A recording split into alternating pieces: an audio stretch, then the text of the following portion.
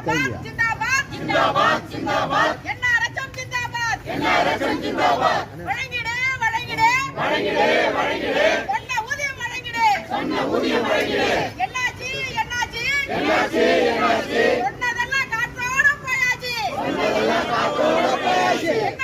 என்னாச்சு என்னாச்சு என்னாச்சு சொன்னதெல்லாம் காத்தோட போயாச்சு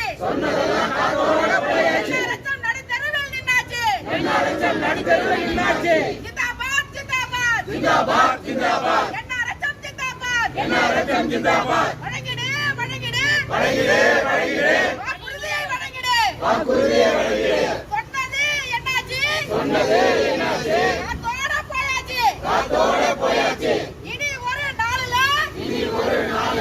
எந்திரிக்க மாட்டோம் என்று உறுதிமொழி அளிக்கிறோம்.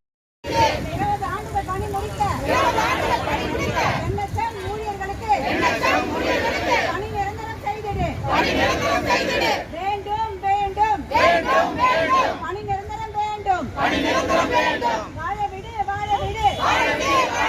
என்எச்எம் ஊழியர்களை வாழ விடு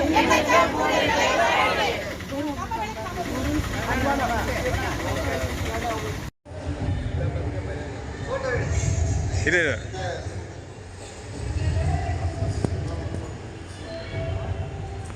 அதாவது டைரக்டர் இணை டைரக்டர் அதாவது துறையில் மருத்துவத்துறையில் நான் நிறைய காலி பணியிடம் இருக்குது.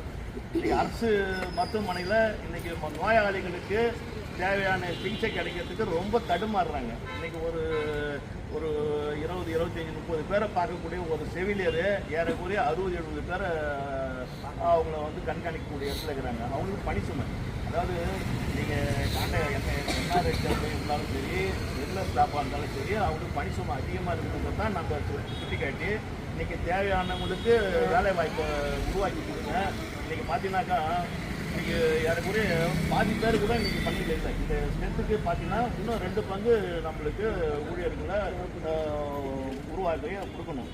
அதே நேரத்தில் பார்த்தீங்கன்னா அந்த வாரிசு அடிப்படையில் வேலை செய்கிறவங்க இருக்கிறாங்க சரிங்களா, அந்த பணி கேட்டு அவங்களும் இதை மாதிரி தான் நிறையா நடந்துருக்கிறாங்க. இந்த அரசில் ஒன் டைம் ஆக்ஷனில் இருக்கிறவங்களுக்கு பணி கொடுக்குறேன்னு சொல்லிட்டு ஏற்கனவே சொல்லியிருந்தாங்க. அவங்களும் வந்து இதை மாதிரி தான் டெய்லி வந்து மாதத்துக்கு ஒரு தடவை படிக்கட்டில் உட்காந்து போராட்டம் பண்ணுறாங்க. அதையும் பற்றியும் நான் நிறையா இருக்கிறேன். ஆனால் அந்த மனசு வந்து அந்த உயர் அதிகாரிகளுக்கு இல்லாததுனால இன்றைக்கி வந்து அந்த போக்குலாம் வந்து சரியான முறையில் செக்ரட்டரிக்கு போய் திரும்பி வரக்குள்ள கூறப்பட்ட பொறி போட்டு அனுப்புகிறாங்களே தவிர இதை உட்காந்து பேசி அமைச்சர் மற்றும் உயர் அதிகாரிகள் எல்லாம் உட்காந்து பேசி ஒரே இடத்துல இதுக்கு முடிவு பண்ணணுங்கிறது தான் என்னுடைய கோரிக்கை. இதை வந்து